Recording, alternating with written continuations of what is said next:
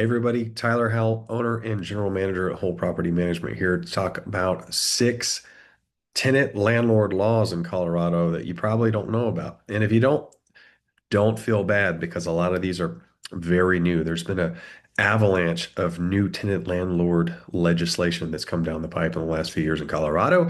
And here's six of the big ones. So number one, vouchers, also typically historically known as Section 8. We call them housing vouchers. Everyone has to accept them now. Historically, you had to have a certain number of units to be forced to accept them. You don't anymore. Everyone has to accept Section 8 housing vouchers. You got to accept them. That's called source of income discrimination. If you don't do that. You have to accept vouchers. Number two, the income requirement.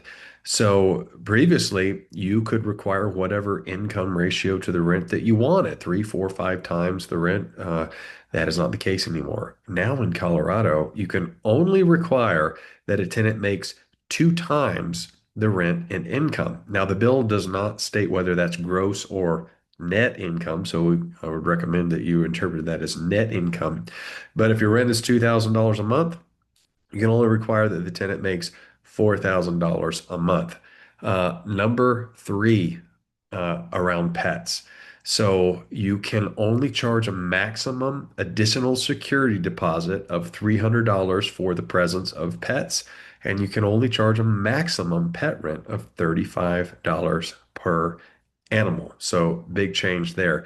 Um, Number four, this is pretty big. So several years ago, or only a few years ago in Colorado, you could charge whatever security deposit you wanted as long as you and the tenant agreed, and it's in writing that the deposit was X. You both agreed, that's fine. Then it changed to a maximum of two times the monthly rent. Now, in a recently signed bill, the maximum security deposit that you can charge in the state of Colorado, 1 month's rent. So that's a big one. You can only charge 1 month's rent. Now, we talked about that pet bill that said that the maximum deposit you can charge for a pet or the maximum additional deposit that you can charge for a pet is $300. These bills don't say whether or not that the 1 month rent cap includes that additional $300. I suggest, and again, I'm not an attorney, I can't actually give you legal advice. It can be interpreted as 1 month's rent plus that $300. Number five, what we call a portable tenant screening report.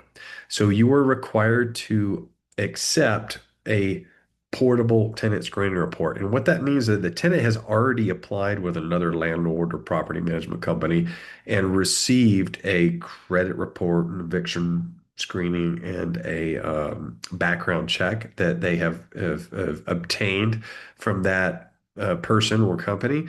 They can provide it to you rather than paying your application fee, as long as it's at least 30 within the last 30 days and it meets your criteria. So if you require that, they have to have a background check and an eviction court record search and a credit report, as long as they have all that and it's within the last 30 days, they don't have to pay your application fee. They can just give that to you. Number six, this is a big one. This is House Bill 24-1098, often called the for cause eviction bill. What this does is it states the reasons for which you are allowed to deny a tenant from renewing their lease. So for cause eviction, it's not really about eviction. It's about not renewing leases, which they call kind of a constructive eviction.